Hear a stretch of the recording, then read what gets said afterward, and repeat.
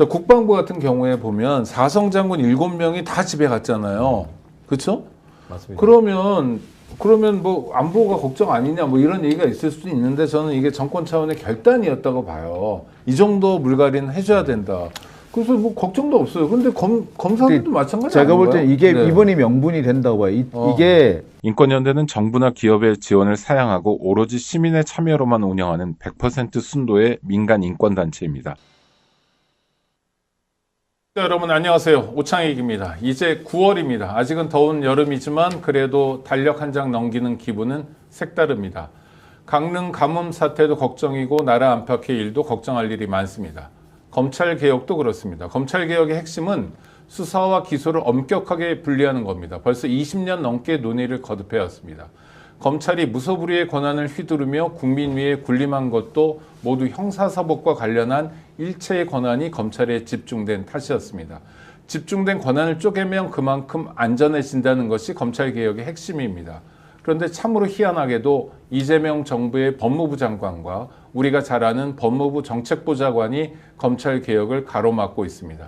일종의 내부 분열 사태입니다.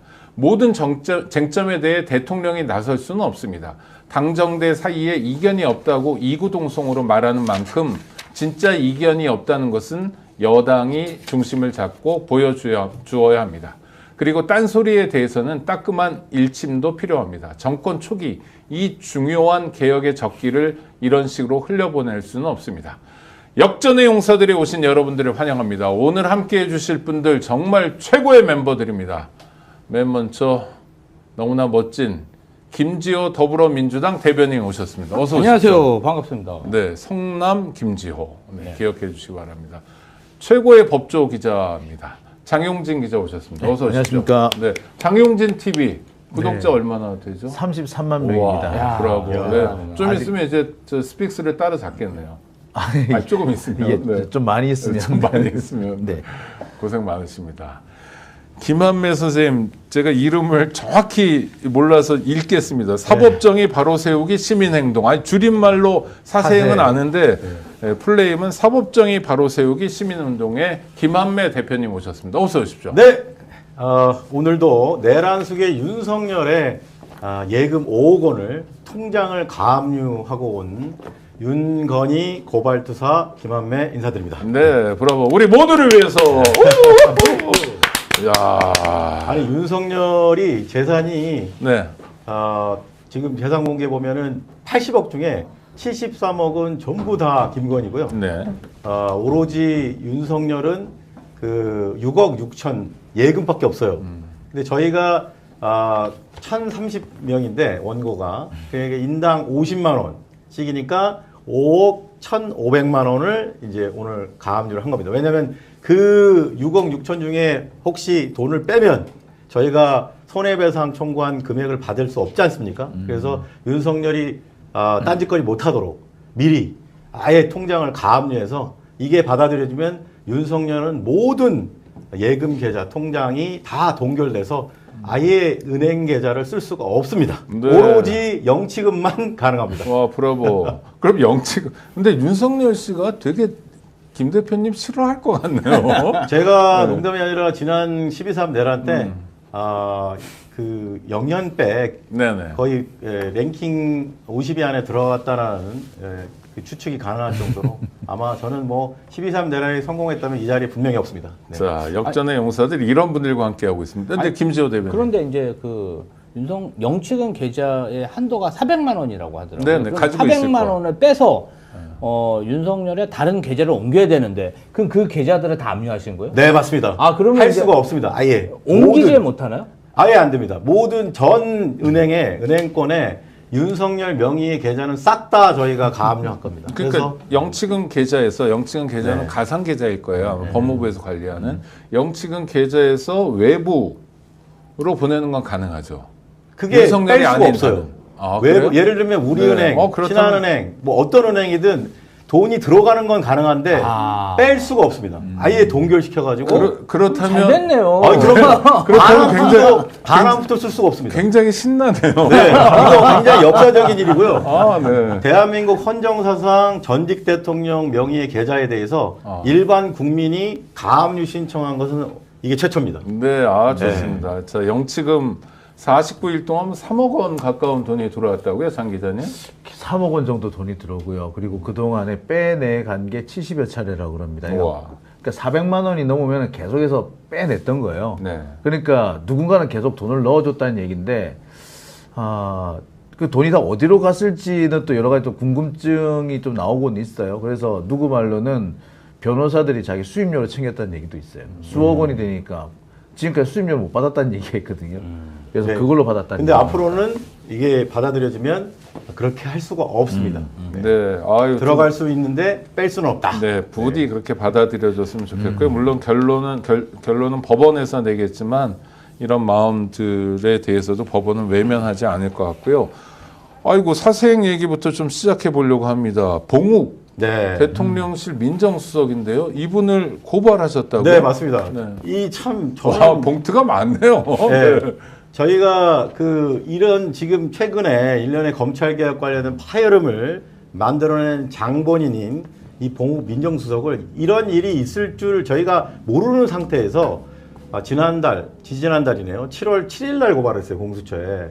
근데 고발한 사유가 지금 검찰개혁 요거랑 관련 있는 게 아니라 봉욱이 어떤 한 사건에 아주 혁혁한 기여를 한 자인데. 그럼 그거 네. 지금 봉투를 들고 계시니까 네. 한번 일단 직함만 봉욱은 현 대통령 비서실의 민정수석 비서관. 네. 그다음에 성상헌 현 법무부 검찰국장. 네, 법무부 검찰국장 요번에 검사들에 대한 인사를 다 했다는 맞습니다. 사람. 그리고 어제 정책보좌관이 그러더라고요. 네, 그리고 그다음에 이제 정진우 현 서울중앙지검장. 네, 서울중앙지검장이 우리 구독자 여러분 잘 아시겠지만 굉장히 중요한 맞습니다. 윤석열이 검찰총장 하기 전에 지나쳤던 자리니까 그 전에 뭐 그리고 한 이창수도 명 여기 있었고요. 빠진 사람이 한 명이 이진수 네. 현 법무부 차관인데 이진수는 저희가 김건희 특검에 했습니다. 네, 예, 이진수 지금 대검 차장. 아니 법무부 차관. 법무부 차관. 대검 차장은 네, 네, 노만석이고요. 네, 그 양반은 네. 많지 않습니다. 네. 예. 노만석도 하고 싶었는데 네.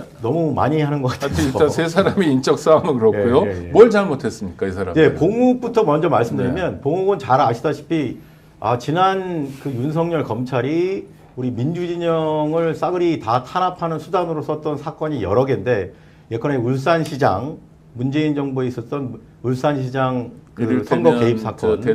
문재인 대통령이 맞습니다. 사명해서 네. 국민의힘의 김기현 후보를 죽이기 위해서 맞습니다. 송철호 후보를 밀었다. 이런 식으로. 울산 경찰청장이 뭐 어떻게 했다. 예, 근데 그 사건도 대법원에서 무죄가 나왔죠. 다 싹 다 네. 문제 났습니다. 근데 그런 식으로 그 중에 하나가 뭐냐면 김학의 출금에 대해서 김학의가 여러분 기억하시지만 야반 도주를 했습니다. 해외로.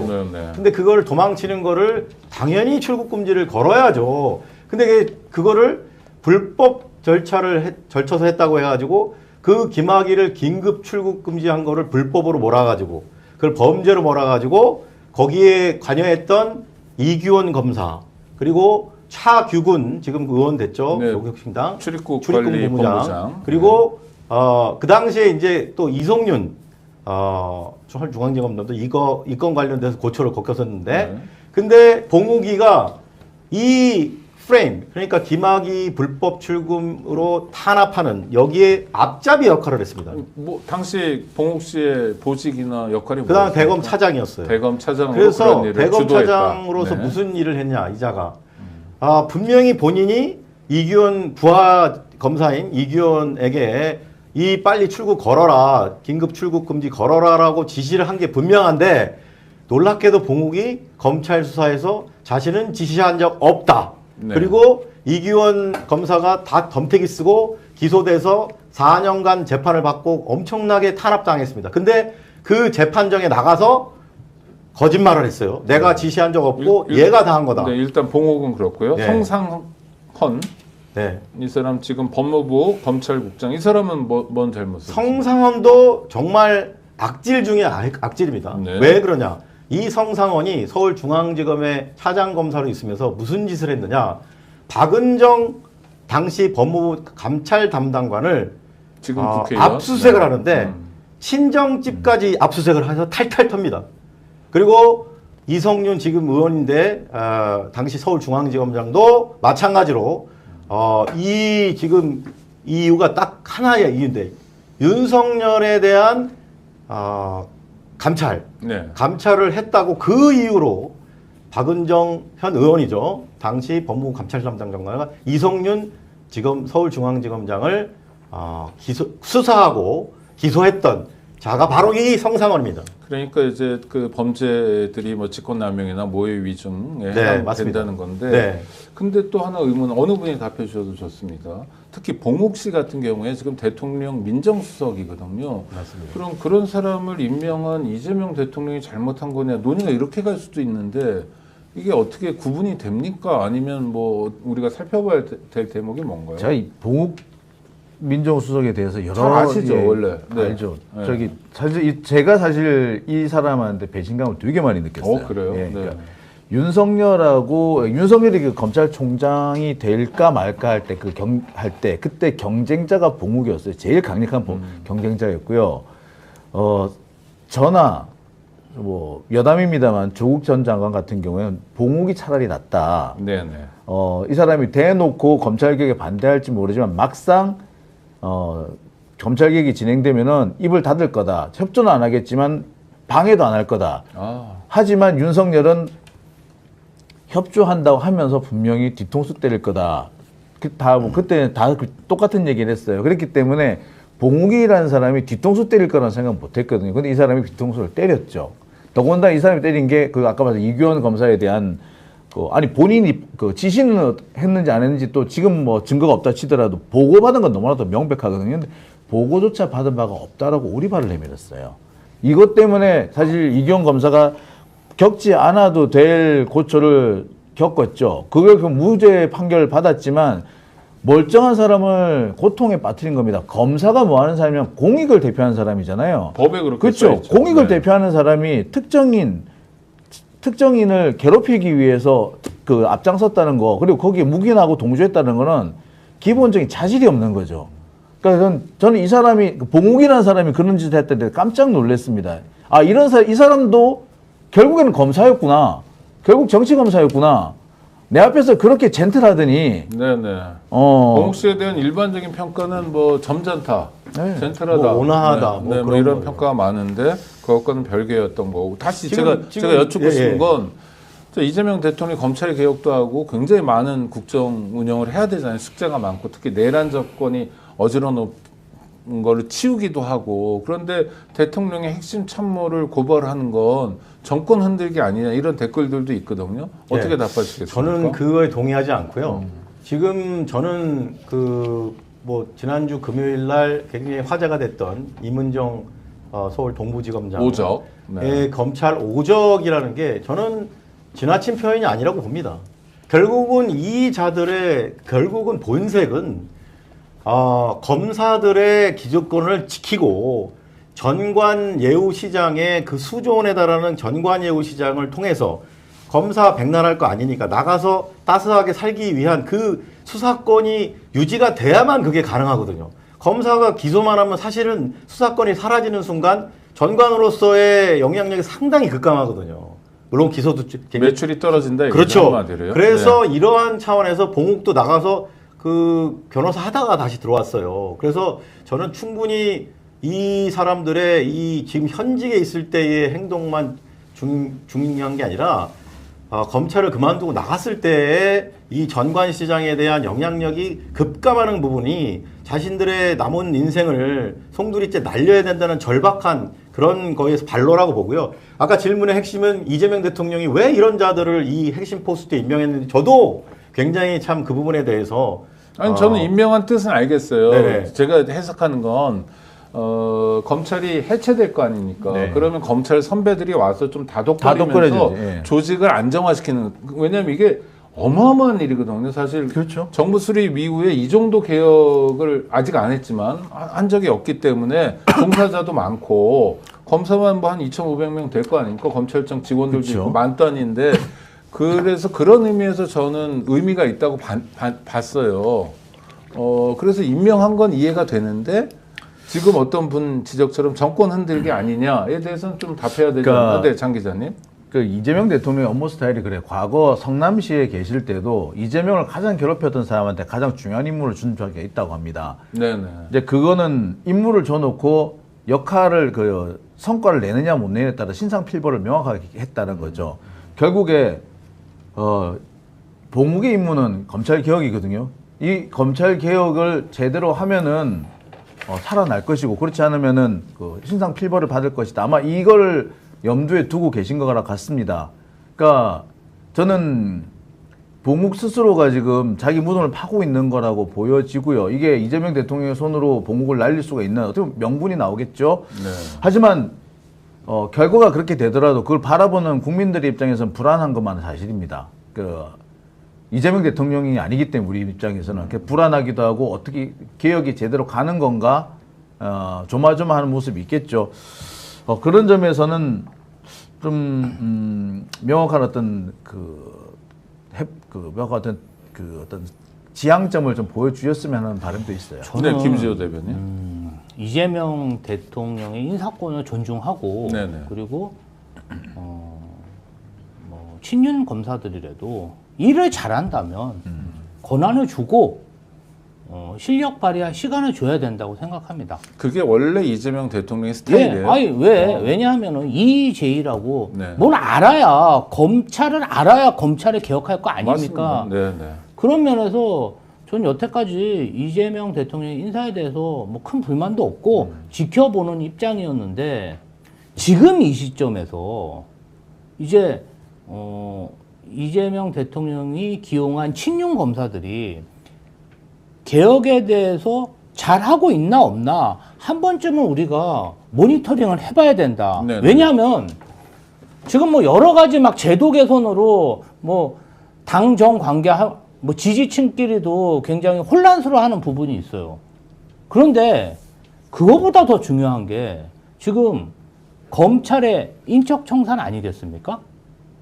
뇌물 받아먹고 네. 그 다음에 윤석열 내란 속의 피의자의 압력으로 증거 조작하고 증언 조작하고 아니 저는 그 하다못해 건진법사 관봉권 띠지 네네, 현철. 네. 이거 그 수사관에 대해서 압수수색했다는 얘기 한번 못 이게 그게 어려운 일입니까?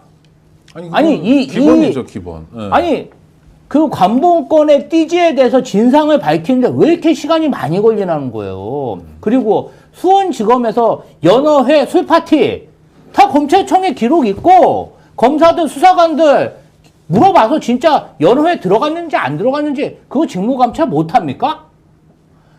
여러 가지 사항에 대해서 정말 검사들의 악질적인 범죄 행위에 대해서 석 달 동안 검찰과 법무부가 제대로 움직이고 있나 이 부분에 대해서 저는 좀 의문이 있고요. 대략적으로 친윤 검사로 불리는 사람들이 200에서 300명 남짓한데 네네.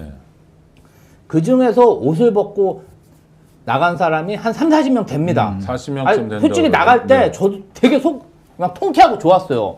근데 나머지 170명, 200명은 남아있거든요. 그러면 이 사람들 아무런 처벌도 안 받고 그냥 한 3, 40명 옷 벗은 걸로 검찰은 이렇게 면죄부를 줘도 되냐 이 말이죠. 한 예로 그래요. 지금 특검도요. 특검에 파견돼 있는 사람이 대부분 검찰청에서 파견 나온 검사 아닙니까? 그렇죠. 저 경찰은 총경 3명 정도밖에 없으니까. 그러다 다 검사죠. 보니까 윤석열과 김건희 뭐 다른 그 부처 뭐 한덕수 이런 쪽으로만 수사가 되고 그 내란과 그다음에 김건희의 비리와 연루된 검찰의 그러한 것들은 하나도 지금 수사가 나온 게 없어요.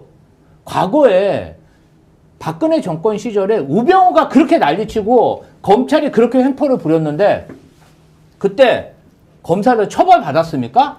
하나도 안 받았어요. 소리만 요란했지. 네. 저는 이재명 정권은 좀 달라야 된다. 그래서 지금 딱 보니까 제가 조금 인적 청산. 아니, 왜냐면 자기 혁신을 하려면 그동안 썩어 문드러진 고름을 짜내야죠. 그러면 지금 뭐 자타공인 법무부에서 최고로 인사권 많이 휘두른 사람이 성상원 검찰국장이잖아요. 네, 제가 네. 왜 이 사람 얘기 그 사람을 통해서 인사를 했다고 제가- 어제 조상호 제가 이 사람 얘기 정책부장관이 왜 하냐면요. 그러더라고요. 김한매 우리 변호사님이 아니 예. 네, 대표님. 대표님이 네. 뭐 말씀하셨는데 성상 그 박은정 검사와 이성윤 그 당시 지검장, 중앙지검장. 당시 이제 뭐 연수원장이었어요. 네, 법무연수원장이요. 법무연수원장인데 연수위원. 이 사람에 대해서 얼마나 압박을 했으면 제가 검찰 독재 정치 탄압 대책일 때 보도자료도 냈어요. 뭐냐면 이게 굉장히 악질적이더라고요. 뭐냐면 감사를 한 거예요. 윤석열에 대해서. 감찰을 한 거죠. 네네. 그러면 감찰할 수 있는 거 아닙니까? 그럼요. 공직자인데. 감찰했다고 수사를 한 거예요. 그리고 이성윤 법무연수원장은 감찰할 때 증거 자료와 증언을 했다고 압수수색을 하고 이게 말이 됩니까? 법치국가에서? 그래서 아니 이 사항으로 박은정 검사의 친정집까지 압수수색하는 게 말이 되냐 이 말이에요. 제가 여기서 한 가지 네네. 에피소드를 전해드리면요. 제가 그 무렵에 그 이성현 검사장이랑 조금 연락을 한 적이 있어요. 네. 취재원으로 만난 적이 있거든요. 근데 저랑 이성윤이랑 몇 번 만났는지 확인하려고 제 뒤를 캤더라고요. 그 우와. 무렵에 그 코로나 이게 한참 맞아요. 예. 심각했었지 않습니까? 그런데 그때 제가 그 코로나 그 밀접 접촉자였어요. 그랬는데 제가 밀접 접촉자가 되니까 나랑 이성윤이 만났으면 이성윤도 밀접 접촉자가 됐을 거 아니냐 이래가지고 그걸 찾으러 다녔더라고요. 그래서 이성윤 근데 공교롭게도 이성윤 검사장이 그 무렵에 밀접 접촉자로 또 있었어요. 그러니까 어찌 됐냐면은 그 사람하고 나하고 같이 만난 적이 있는지 그 동선을 보통 그런 찾으면 안 되잖아요. 그 밀접 접촉자가 어떻게 움직였다는 그 동선 있잖아요. 그 따로 그 정보를 빼내면 안 되는데 정보 빼내가지고 확인했더라고요. 그런 짓까지 돼요. 당시에 그걸 성상원이 했더라고요. 이성윤 법무연수원장이 변호사를 못 구했어요. 너무 검찰에서 융당 폭격을 하니까 변호사를 못 구해요. 그래서 저희가 검도기에서 한번 기자회견 했어요. 23년 검도기가 플레임으로 뭐죠? 검찰 독재 정치 탄압 대책위가 네. 박찬대 민주당 안에 있는. 예. 그래서 23년 1월 달에 그 건으로 저희가 성상원 검사의 잘못된 행태에 대해서 기자회견을 한번 했습니다. 네, 자, 네. 23년 1월에 했죠. 네. 24년 4월 달에 저희 민주당이 총선에 이기고 네. 대검에 항의 방문을 갔습니다. 그때 아까 얘기한 검도기 차원에서 성상원 서울중앙지검 차장이 승진을 했다고 하죠. 대검의 기획과장으로. 거기 와 있는 거예요. 면담을 하는 과정에서 갑자기 저만 나가라는 거예요. 김지호 대변인만 미운 거군요. 아니 그러니까 네. 뭐 나머지는 저희가 국회의원들이고. 아니 네. 다른 당직자도 있고 당직자도 있는데. 저만 와. 나가라. 계속 시간을 끄면서 네, 저 네. 사람이 있으면 우리가 면담 못해. 제가 그냥 나갔으면 다선 중진 의원이 좀 나가줬으면 좋겠다. 네, 면담이 네. 안 돼. 제가 검도기 실무를 책임지고 있고 사실은 그 항의 방문 대검하고 협상 근데 제가 다 아니, 했어요. 김지호 대변인 나가라는 이유가 뭐예요? 그 사람은. 이유도 없. 아니, 그러니까 그간의 한 2년간의 활동 동안 계속 저희가 검사들의 이름을 보도자료로 남겼거든요. 그러니까 그런 것들이 굉장히 기분이 나빴던 것 같아요. 아니 일을 잘해야지 공직자가 자기 이름 아니, 거명당하는 게. 아, 저는 참. 기분 나쁠 수 네. 있다고 생각해요. 네, 근데 저희가 총선에서 이겼죠. 압도적인 다수당이 됐어요. 그런데 네. 거기서 항의 방문 온 사람 중에 한 사람을 꼭 찍어서 내보냈다? 이거는 공직자로서 상상을 뛰어넘는 이 사람의 뭔가 의지가 있다고 봐야 돼요. 아니, 제가 왜 성상원 얘기하냐면요. 오만한 거 아닌가요? 아니, 이 성상원 얘기 왜 하냐면 이 사람 그리고 나서도 오만하다기보다는 야비한 거예요. 야비한 우선. 거. 예. 그리고 나서 검사들은 대체로 야비합니다. 저희 고발 잘했네요. 그리고 나서 이 사람이 대전지검장으로 승진했어요. 네. 그러니까 이 사람 승진한 게 1년도 안 걸려. 차장에서 저기 기획과장에서 지검장. 지금 말씀은 전부 다 윤석열 정권 때 얘기잖아요. 아니, 그렇죠. 근데 지금 이 사람이 현직 법무부 검찰국장이다. 이건 어떻게 했어? 그래서 지금 네. 이제 제가 아까 그 연장선인데 왜 그러면 이재명 정부에 들어와서도 이 자들이 이렇게 중책을 맡고 검찰 인사를 전부 다 실행하는 검찰국장, 또 이진수 차관도 마찬가지인데, 이진수도 작년에 김건희 명품백 사건, 디올백 면죄부 주는데 앞장선 인간이에요. 그런 자들이 왜 거기에 핵심 포스도 있고, 봉욱도 마찬가지. 그래서 결국은 저는 아까 그 김지호 대변인 말씀에서 인적 청산이라는 네 글자가 저는 너무나 중요하다고 생각합니다. 지난주 세미나에서도 이문정 지검장이 분명히 말했어요. 아무리 제도를 완벽하게 설계하더라도 결국 그걸 운영하는 사람은 결국 사람이기 때문에 그 검사들 중에서 그런 히스토리를 갖고 있는, 아까 성상원 얘기 많이 나왔지만 그 외에도 또 많습니다. 네, 그럼요. 그런 자들이 거기서 계속 그 제도를 운영하면 뭐 하겠습니까? 그래서 저는 인적 정산은 굉장히 중요한. 아니 제가 의문은 제 질문은 이거예요. 저 국방부 같은 경우에 보면 사성 장군 7명이 다 집에 갔잖아요. 그렇죠? 맞습니다. 그러면 뭐 안보가 걱정 아니냐 뭐 이런 얘기가 있을 수도 있는데 저는 이게 정권 차원의 결단이었다고 봐요. 이 정도 물갈이는 해줘야 된다. 그래서 뭐 걱정도 없어요. 근데 검사들도 마찬가지 제가 볼 때 아닌가요? 이게 네. 이번이 명분이 된다고 봐요. 이게 인적 청산, 아까도 말씀했듯이 그 인적 청산 대상이 되는 친윤 검사들, 그러니까 적폐 검사들이 200명 넘어요. 지금 남아있는 게 그쯤 될 겁니다. 네. 근데 이들을 다 쓸어낸다는 게 솔직히 쉽지는 않습니다. 아무리 인사권이 있다고 하더라도 그거 진짜 인사 학살이라 그럴 거예요. 결국에는 명분이 그만큼 중요한데 이번에 그 명분이 생겼다고 보여져요. 그래서 지금까지는 뭐 모르겠으나 향후 이 성상원을 비롯한 이런 친윤 적폐들을 이제는 쳐낼 수 있는 명분이 생겼고 이제부터 아마 그 절차가 시작되지 않을까. 저는 솔직히 그런 기대를 해봅니다. 네. 그래서 저는 근데 좋겠는데요. 그 네. 중수청 문제가 지금 가장 핵심 쟁점이에요. 네, 검찰 개혁 중에 하나, 해남 중대범죄 분야, 수사청을 법무 분야 어렵거든요. 이거 네. 갖고 지금 계속 논란이 되는데 저는 경찰이 비대해지는 걸 견제하기 위해서 중수청을 검찰에 둔다라는 논리는 저는 전혀 그 해법이 아니라고 봅니다.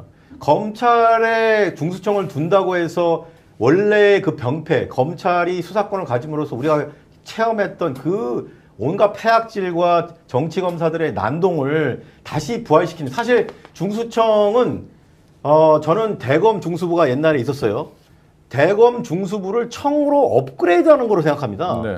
무슨 얘기냐면 일선 검찰청에 있는 일반 사건 중에서 전 국민의 관심이 되는 중요 사건들, 예를 들면 대통령이 관련된 사건이라든지 야당 대표가 이런 사건들을 중수청이 딱 싸그리 가져가가지고 거기서 다시 수사한다? 그러면 그건 그야말로 옛날 과거의 대검 중수의 부활이고 오히려 부활 정도가 아니라 거기서 더 업그레이드 시키는 거예요. 부를 청으로 만드는 겁니다. 네. 근데 이런 심각한 것을 검찰개혁이라는 그런 외관상의 그걸로 허울 좋게 한 다음에 내용적으로는 그대로 대검 중수부를 사실상 부활한다? 이게 있을 수 있습니까? 근데 근데 그거를 지금 저도 의문인데 그거를 정성호 법무부 장관이 주도하잖아요. 그 전까지 물밑에서 하다가 지난주 월요일에 예결위 발언을 통해서 확 떠올랐잖아요. 그래서 일주일 동안 지금 굉장히 시끄러운 쟁점이 되는 거 아닙니까? 왜 그러죠? 그러면 이건 어떻게 해석해야 돼요? 저로서는 이게 그 이문정 검사장이 한 얘기가 네네. 참 여기서 와 닿는 게 결국 검찰의 포위가 됐거나 검찰에 이제 가스라이팅을 당했다 가스라이팅. 네. 이렇게 말할 수 있다. 그렇게밖에는 다른 해석이 안 오선 돼요. 의원이요? 그러니까 그 점이 제일 황당해요. 근데 어떤 분은 그렇게 하십니다. 원래 그분은 검찰 쪽에 가깝다. 근데 그게 또 왜 그런 얘기냐면은 대체로 보면은 법조계가 검찰과 비슷한 사고방식을 갖고 있어요. 네네. 지금 판사님들도 마찬가지고요. 상당히 진보적인 판사로 알려져 있던 몇몇 분들도 이 중수청 관련해 가지고는 검찰의 얘기를 그대로 마치 그 보안 수사권도 마찬가지고요. 네. 검찰 얘기를 그대로 앵무새처럼 대냅니다. 이게 우리는 검찰 개혁이란 말을 하지만 사실 이게 법조계 전체의 개혁이 되지 않고서는 이 문제 해결 안 될 수 있다라고 그러니까 보는 게 있기 검사들만이 아니라 때문이죠. 법조 직역 전체가 같은 네. 맥락에서 움직이고 있다. 이 점도 예. 봐줘야 된다. 그러니까 정성호 그 장관 같은 경우에도 이분은 그 민주당의 어떤 국회의원이나 장관이라기보다 그냥 법조계의 일원인 거로 지금 그렇게 활동하고 있다고 보시면 더 맞을 것 같아요. 그럼 좀 서글프네요. 많이 서글프죠. 이 오늘 정성호 장관이 예결위에 출석을 해가지고 네. 물론 이제 유도 질문이 있었습니다. 지난주 세미나에서 이문정 동부지검장이 좀 너무 선을 넘은 거 아니냐. 검찰 오족이라는 과한 단어를 쓰면서 이렇게 이재명 정부를 어떻게 보면 이제 개혁 의지를 의심케 하는 말을 국민 앞에 한 게 너무 지나친 거 아니냐라는 취지로 질문하니까 동의한다고 그랬어요. 네. 그러면 결국은 정성호 법무장관은 임은정 동부지검장을 원래 장관, 법무장관이 임명하잖아요. 인사권이 물론 대통령에게 있으나 결국 장관이 올리지 않습니까? 네. 인사안을. 결국은 본인 스스로가 잘못된 인사라는 것을 지금 하는 건지 저는 정말로 검찰에 정말 평생을 일했던 사람들 중에서 이렇게 극단적으로 검찰의 수사권을 오죽하면 저럴까라는 생각을 하고요. 아까 그 수사 보안권 그 말씀하셨던 장영 기자님 거기에 좀 하나 첨언하고 싶은 거는 보안 수사권 아니에요? 네. 보안 수사 보안 수사권, 예, 요구권? 죄송합니다. 네, 보안 수사권. 보안 수사 요구권이 현재 있어요. 검찰은. 그러니까 경찰 단계의 수사가 통치되어 왔을 때 뭔가 부족하거나 미흡하다. 그러면 법리적 문제가 있다 그러면 다시 자기들이 검토하지만 사실관계 파악에 미흡성이 있으면 다시 보안 수사를 요구합니다. 자, 그런데 지금 법무부 안이라고 나오는 보안 수사 요구권이 아니고요. 그냥 보안 수사권이에요. 그러니까 직접적으로 검사들이 그냥 다이렉트로 수사할 수 있는 그게 보안 수사권인데 그 보안 수사 요구권과 보안 수사권은 하늘과 땅 차이입니다. 그러니까 보안 수사권을 인정한다면 전권 송치고요. 검사들이 현재 갖고 있는 수사권, 직접 수사권과 하나도 다를 게 없어요. 심지어 저는 오히려 더 과거로 돌아가는 검사들의 그 권한을 더 크게 확대하는, 퇴행하는, 심지어 문재인 정부 이전으로 퇴행하는 수준이라고 보기 때문에 법무부 안이 뭐 정성호 장관이 개인 의견이라고 애둘러서 그렇게 했지만은 저는 전혀 그것은 책임성 있는 발언이 아니었고요. 저는 지금 이후로 추석 때까지 치열한 물밑에서 검찰에 살아남기 위한 아주 극악한 그런 전술들이 나올 것이다. 그래서 여기에 대해서 우리 국민들이 끝까지 주시를 해야 된다는 네, 거죠. 검찰 개혁에 대해서 네. 긴장감을 놓으면 안 된다는 말씀은 잘 알겠고요. 임은정 검사에 대해서 한번 얘기해 보면 그래도 공직자인데 뭐 오적 뭐 이런 거는 지나치지 않냐라는 얘기들을 하잖아요. 일각에서는 지나친 겁니까? 아니면 저는 국민들 입장에서 볼 때 고마운 겁니까? 그 검사들한테 당해보면요 그 말이 자연스럽게 나올 겁니다. 뭐 당해보신 분들이 계실 텐데 제가 한동훈 때문에 꽤 오랫동안 그 고통을 받고 뒀고요. 지금도 검찰 혹은 검찰의 사주를 받은 몇몇 기자 이런 사람들한테 계속 송사를 당하고 있기 때문에 네. 솔직히 치가 떨려요. 그런 상황에서 임은정 검사가 저렇게 저처럼 핏대 안 올리고 네, 네. 조용조용하게 오적이라고 얘기한 욕도 안 정도면 하면서. 네. 네. 그 정도면 아주 점잖게 한 겁니다. 솔직히 말하자면 제가 만약에 그 자리에 있었다면 핏대 올렸을 거고 아마 욕이 나갔을는지도 모르겠어요. 오적 맞죠?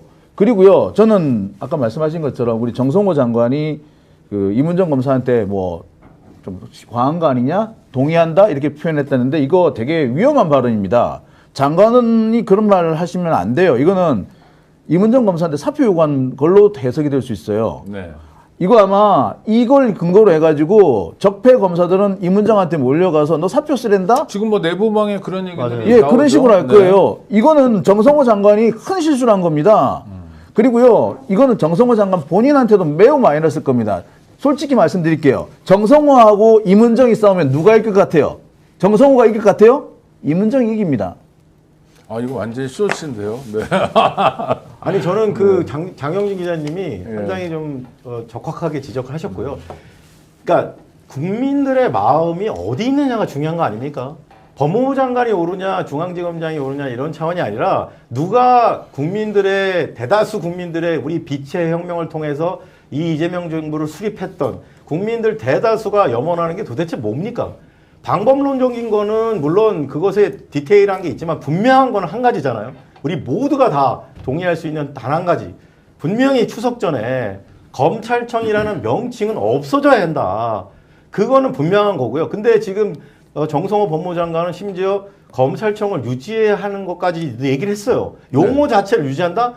도저히 용인할 수가 없습니다. 그러니까 검찰청은 분명히 용어 자체가 삭제돼야 되고요. 그리고 그 공소청으로 바뀌고 그다음에 이제 중수청의 소속이 행안 분야, 경찰이냐 검찰이냐 이건데 다시 한번 말씀드리지만 경찰을 견제하기 위해서 검찰 산하에 중수청을 둔다라는 것은 법무 산하에 이것은 정말 다시 과거로 퇴행시키는 하나의 꼼수입니다. 저는 분명히 말씀드리고요. 이 부분에 대해서 국민들이 정확하게 인지해서 계속해서 저항해야 되고요. 저는 추석 전까지 이 정청래 대표가 약속했던 대국민 약속을 분명하게 이해하지 않으면 민주당 차원에서도 저는 책임져야 된다고 봅니다. 네. 네.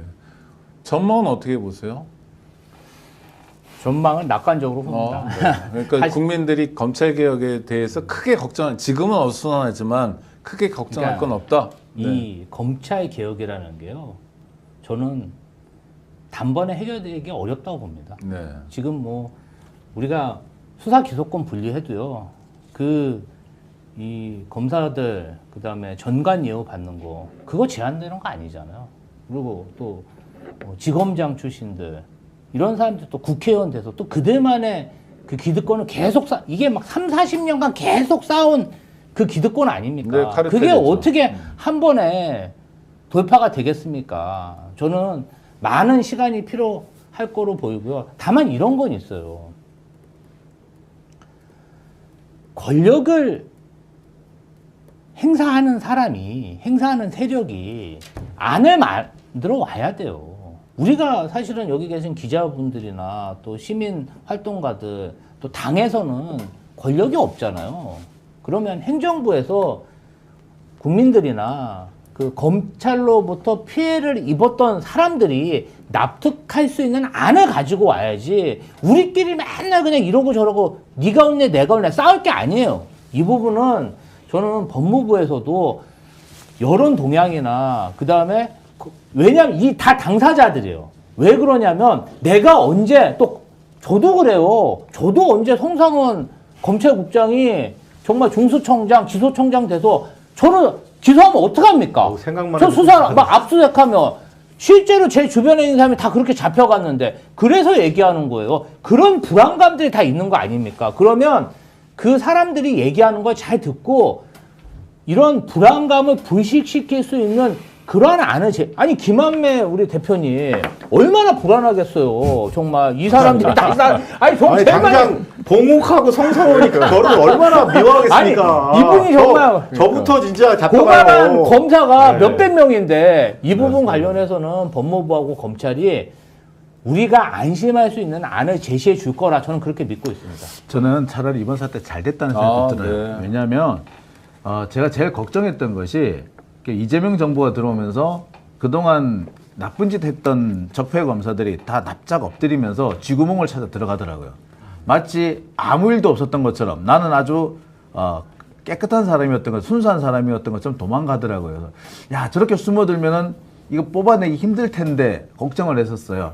1년만 지나도 쟤들 못 찾아낼 텐데라고 걱정을 했었거든요.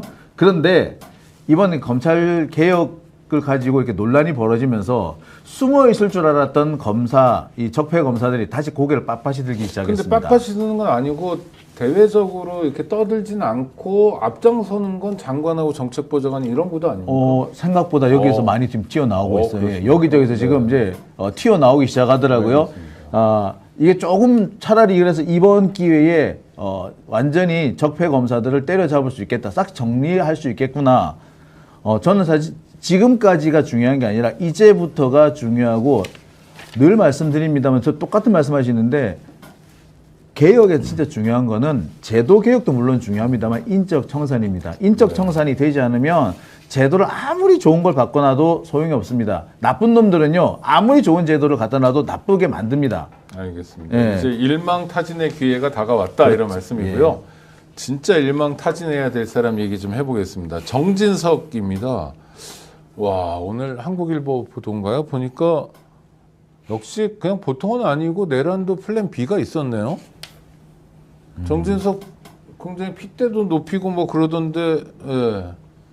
어떻게 생각하십니까? 정진석은 지금 아직까지 수사 대상 막 됐나요? 아닌가요? 아니 저희가 이거는 잘 아는데 네네. 정진석이가 오늘 출국 금지된 게 이제 소식이 나온 거예요. 네네. 한겨레 단독으로. 근데 저희가 정진석을 고발했던 게 이 대통령실에 첫 입성하시고 이재명 대통령이 뭐라 그랬냐면 내가 여기 왔는데 대통령실이 무덤 같다. 아무것도 없다.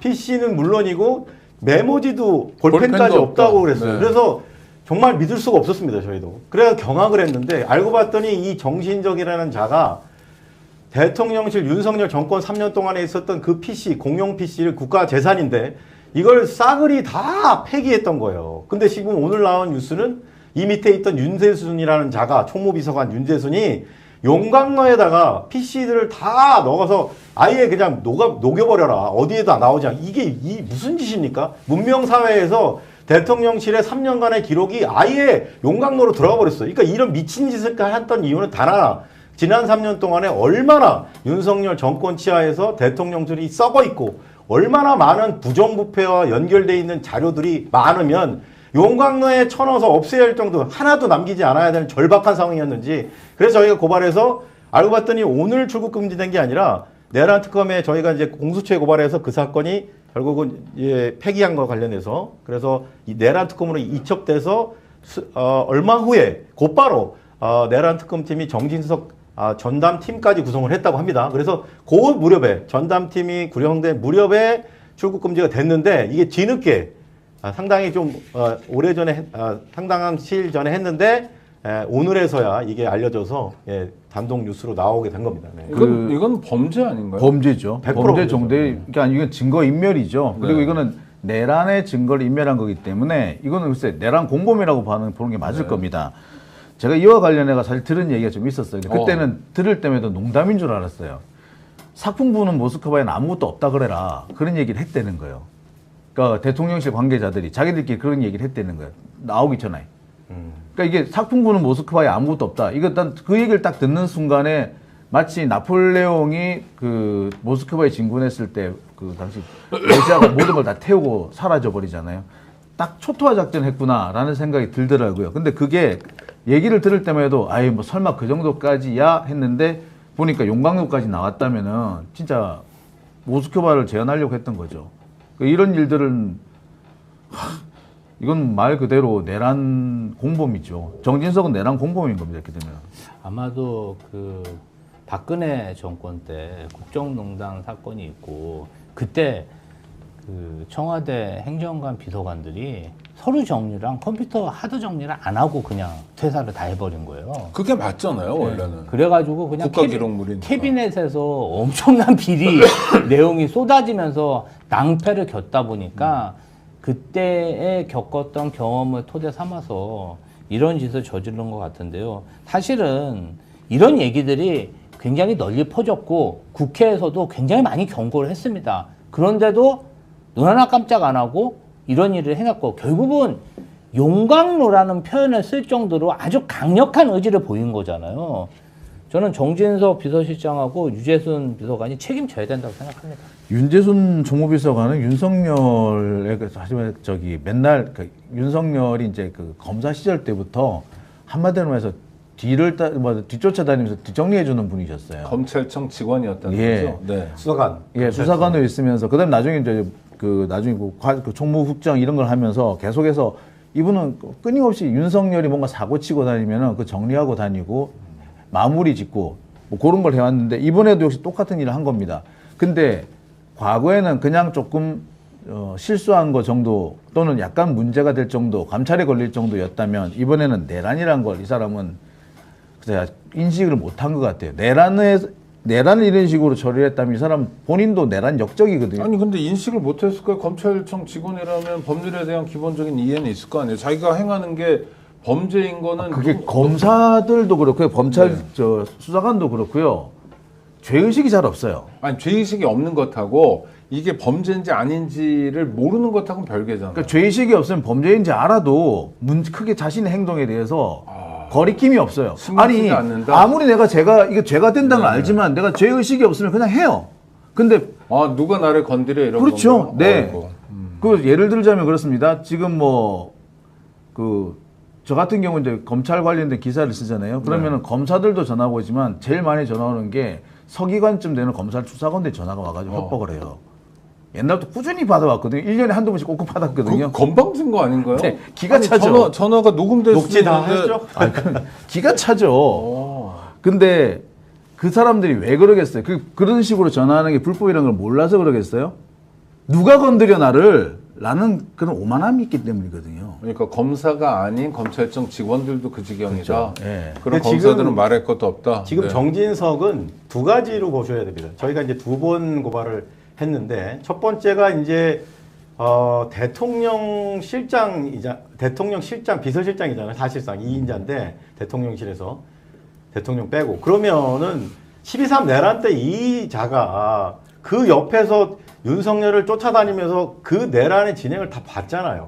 그래서 저희가 도저히 모를 수도 없고 깊숙이 관여할 수밖에 없는 위치에 있다 그래가지고 대통령 3실장이라고 하죠. 비서실장 정진석, 국가안보실장 신원식, 그다음에 경호실장 박종준 이렇게 3명을 저희가 이제 1차로 고발하고 그다음에 아까 방금 말씀드린 대로 윤석열 정권 말기에 아까 장영진 기자님 말씀처럼 초토화 작전을 지시한 이 두 가지 사건으로 지금 이첩이 됐고요. 지금 정진석은 12.3 내란을 방조하고 지금 한덕수가 뭐 구속영장이 일시적으로 기각돼가지고 수사가 좀 약간 그런 동력이 없다고 그러지만 저는 결국은 중형을 면하기 없다라고 생각합니다. 한덕수. 그거와 마찬가지로 정진석도 이 12.3 내란에 결국은 대통령실에 비서실장으로서 깊숙이 관여한 부분 때문에 저는 반드시 구속돼야 되고요. 그리고 거기다 추가해서 방금 우리가 얘기하고 있던 이 역사와 국민 앞에 너무나 큰 죄인,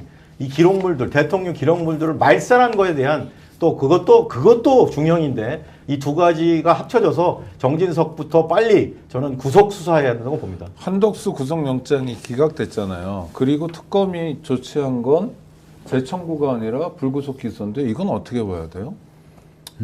뭔가 마사지가 느껴지는 겁니까? 아니면 자연스러운 겁니까? 모든 수사는 불구속 원칙이라서 불구속 수사를 하는 겁니까? 어떻게 봐야 돼요? 그러니까 만약에 한덕수가 아니라 다른 사람이었으면 저는 영장이 한 번은 재청구 됐을 거라고 생각을 해요. 근데 특검이 이렇게 너무 쉽게 물러선 거는 그와 관련해 가지고 계속 나온 얘기가 김앤장 연루설입니다. 지금 법조 계속 전문 기자로서 어떻게 김앤장 설이 설득력이 있다고 보세요? 지금 뭐 여러 측면에서 김앤장 그림자 자꾸 어른거리는 거는 명백한 사실입니다. 뭐 당장 뭐 한덕수도 김앤장이지만 김주현 전 민정수석도 김앤장이고요. 네. 현 민정수석인 봉욱도 김앤장입니다. 뗄래 뗄 수가 없는 사람들이에요. 그런 면으로 보면은 이 사람들이 뭔가 그림자가 어른거린다. 그리고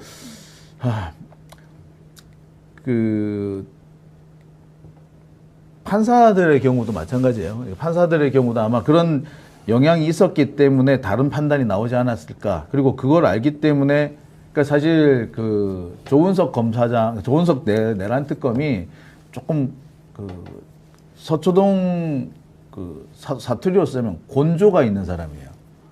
곤조는 사투리가 아니라 일본 말이죠. 네, 근성. 네. 서초동 하여튼 사투리. 네. 네. 서초동 표현으로 서초동 사투리. 서초동 사투리 곤조가 있다 그럽니다. 네. 그러니까 그런 사람인데 그런 사람이 이렇게 쉽게 물러났다는 거는 김앤장을 빼고는 설명이 안 됩니다. 저도 일정 부분 동의하고요. 결국은 뭐 패밀리죠, 쉽게 말하면. 그러니까 법조 카르텔이라고 우리가 소위 말하는, 저는 뭐 저희가 한덕수를 포함해가지고 7명을 공수처에 고발한 사건도 내란 특검으로 가 있어요. 근데 그 7인이 누구냐? 7인의 멤버 윤석열, 한덕수, 그 다음에 서석호라고 있습니다. 서석호, 그 다음에 김주현, 그리고 조희대, 그리고 심우정, 거기에서 지기현까지 이렇게 7인을 고발을 했는데 이게 바로 사법 카르텔이에요. 그러니까 서울대 출신, 김앤장 출신들이 하나의 사법 카르텔을 형성해서 계속해서 이런 식으로 내란 속에 윤석열을 석방시키고 그리고 즉시항고를 포기하고 거기다가 더해서 이재명을 낙마시키고 한덕수를 옹립하고 이런 식의 거대한 흐름으로 쭉 가는데 이 한덕수가 또 구속영장이 공교롭게 또 기각이 됐단 말이에요. 그래서 저희는 이게 아직도 이 사법 카르텔이 살아있구나. 이재명 낙마가 실패해가지고 국민주권 정부가 됐는데도 불구하고 이자들은 아직도 그 과거의 영광을 재현하려고 또 사법 카르텔을 작동시키는 게 아닌가라는 강한 의심을 할 수밖에 없습니다. 쌍권 중에 하나 권성동이는 지금까지도 계속 고개를 빳빳이 쳐들고 있는데요. 과거에 강원랜드 채용 비리 관련해서 무죄 최종적으로 받았죠. 무죄 받았잖아요. 네네. 법사위원장 하면서 네. 그런 경험이 있으니까 겁이 없는 거죠. 아. 아까 그 검찰 수사관도 겁이 없다고 했잖아요. 한 번도 본인이 그런 협박행위, 위법행위를 해도 처벌받아 본 적이 없는 거예요. 검사 술을 출신, 먹고 검사 출신이어서 술을 먹고 수백 번 음주 단속에 걸려도 처벌을 안 받으면 왜 교훈이 없죠. 음주 조심하겠습니까? 단속, 그렇죠. 맞아요. 그냥 다 술 먹고 운전하는 거지. 이 사람들은 그냥 법 위에 사는 사람들. 윤석열이 괜히 속옷만 입고 왜 설치냐? 아이, 나 좀 있으면 풀려날 거니까. 너희들이 나를 어떻게 단죄해. 그런 확신이 있는 이 겁니다. 속옷도 웃긴데 성경책을 들고 있었죠. 너무 모욕적이고 한국의 기독교인들 진짜 회개해야 돼요. 권성동 구속됩니까? 솔직히 저는 이게 어렵습니다. 권성동이라는 사람 역시도 그 아직까지 이 사람이 가지고 있는 그 사법부의 영향이 아직 그 완전히 사라지지 않았어요. 그리고 권성동이라는 사람은요, 수단과 방법을 가리지 않고 끝까지 시간을 끌 겁니다. 그 권성동 같은 사람이 흔히 쓰는 그 법정 전략이 시간 끌기거든요. 최대한 시간 끌어서 이재명 정부가 끝날 때까지 기다릴 거예요. 그리고 난 다음에 자기가 뭐 그러니까 법사위원장을 복귀할 때까지. 재판이고 네. 지금 구속되냐 안 되냐? 저는 구속된다고 봅니다. 구속은 된다. 왜 이번에 사건의 네. 증거력이 저는 확실하다고 보고요. 그 윤영호 통일교 통일교. 전 세계본부장이 문자까지 다 결국은 특검에 확보가 된 상태고요. 그리고 결국은 지금 그 아내 이모 재정국장 그 사람도 특검에 그 권성동이가 한학자 통일교 총재로부터 큰절하고 돈 받아간 정황을 자기 내부 다시 다른 간부에게 문자 보낸 내역까지 나왔고요. 결국은 사진까지도 나왔습니다. 돈 주기, 권성동이 돈 받기, 1억 원 받기 직전에 그걸 촬영해 놓은 것도 있고, 결국은 권성동은 지금 이 1억 원이라는 게 대선 자금이라고 해서 이제 불법 자금인데, 이게 대선 20대, 지금 그 당시 이번 대선 말 그전 대선에서 벌어졌던 이 불법 대선 자금 게이트는 어마어마한 거거든요. 왜냐면 이게 만약에 저희가 이제 공직선거법으로도 고발을 했는데, 권성동은 결국은 권성동이나 이런 사람들이 대선 자금을 불법으로 받은 게 만약에 이게 입증이 돼서 기소가 돼서 결국 재판에서 유죄가 100만 원 이상 나오면 그 대선에서 받았던 국민 혈세로 나갔던 400억을 국민의힘은 다 토해내야 되는 거예요. 그리고 지금 이 사건의 속성이 단순한 개인 비리가 아니라 불법 대선 자금 게이트이기 때문에 저는 이 사건을 김건희 특검이 구속하는 것이 아주 중요하다. 그래서 구속될 거라고 봅니다. 증거만 보면은 구속 빼박이죠. 빼박은 근데 한덕수도 빼박이었어요. 근데 빠져나오잖아요. 그러니까 솔직히 지금 이 판결이나 그 구속영장 발부 여부를 예측한다는 게 솔직히 저로서는 이게 의미가 없다는 생각이 들 때가 있는 게, 이거 완전히 엿장수 마음대로인 거예요. 판사 마음이에요. 이거 증거만 보면은 형사소송법에 범죄의 중대성, 증거인멸과 도망의 염려는 그냥 우스꽝스러운 거. 그러니까 아니 심지어 한덕수 같은 경우는 뭐라 그러면 증거인멸을 하긴 했는데 그게 자기 방어권 수준을 넘어가지 않았다고 하지 않습니까? 아니 증거인멸에 자기 방어권이 어디 있어요? 증거인멸이면 무조건 걸리는 거지. 자기 방어를 위해서 증거인멸을 했으면 그게 구속의 사유 아닙니까? 그렇죠. 근데 그걸 자기 방어의 수준을 벗어나지 않아서 뭐 기각이다? 우리 말도 안 되는 소리를 합니까? 그런데 그런 상황이 글쎄 권성동이라고 생기지 말라는 보장이 없겠더라고요. 근데 특히 권성동이라는 사람은 꽤 법조계 내에서 그런 카르텔의 정점에 있는 사람이라 이거 안심을 못하겠다. 저는 그런 말씀을 드립니다. 권성동이 연수원으로 10국인데 봉옥도 10국이고 뭐 그런 게 갑자기 떠오르네요. 네. 근데 이제 권성동 같은 경우는 비리 사건인데다가 네네. 3당 콤보. 뇌물 주기 전에 돈다발 사진을 찍어놨고, 뇌물을 받은 그 시기와 위치가 본인도 인정했잖아요. 네네. 그 2시간 전에 사진 네, 찍어놓고. 절은했다, 뭐 이거는 이런 사실은 거. 업자들이 흔히 쓰는 수법이에요. 그렇죠. 사진을 안 찍어놓으면 돈을 찾습니다. 네. 그 만나는 장소에서 현금으로 찾는 경우. 그러면 이게 거의 그 FM대로 한 거고, 마지막으로 확인 문자. 네.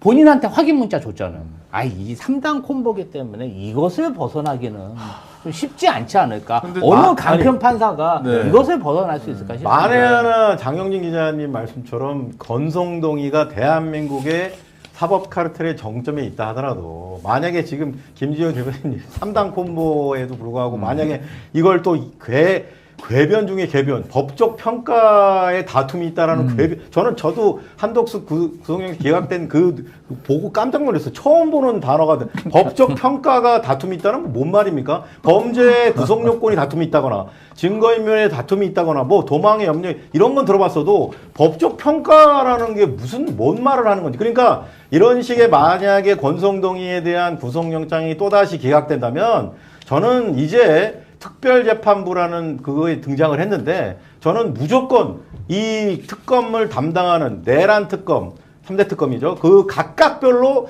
특별재판부가 내란만 지금 특별재판부가 필요한 게 아니라 김건희 지금 사건에 대한 재판부도 일반 재판부가 맡으면 안 된다. 특별재판부를 써야 된다고 생각합니다. 구속영장 심사하고 마찬가지고. 그러니까 우리가 놓여져 있는 환경이 검찰개혁도 절실하지만 법원개혁, 서법개혁도 굉장히 절실한 맞습니다. 과제라는 네. 거를 알려주는 것 같고요. 하여튼 일망타진의 길이 있습니다. 이런저런 게. 이제 일망타진의 기회가 될 수도. 권성동이 케이스를 한번 보죠. 주기현은 지금 잘 지냈는데 아니 근데 또 뭐 조희연은 어떤지. 네. 근데 이제 언제까지 우리가 이런 얘기를 해야 그러니까요. 되는데 이게 진짜 맞아요. 지겨워 죽겠어요. 맞아요. 아, 앞으로 나가야 되는데 남들 네. 다 앞으로 진짜 뛰는데 답답해 죽겠어요. 네. 법조계에 있는 사람들이 이제 이렇게 이제 시작인데. 네, 발목을 잡고 이제 있습니다. 시작인데. 구독자 여러분, 스픽스 열심히 노력하고 있습니다. 좋아요, 구독으로 성원해 주시기 바랍니다. 지금까지 세 분의 그야말로 제가 볼 땐 전사들인데요. 전사와 함께했습니다. 김진호 더불어민주당 대변인, 그 다음에 법조전문기자 장용진 기자, 사법정의 바로 세우기 시민행동의 김한매 대표와 함께했습니다. 구독자 여러분 감사합니다. 고맙습니다.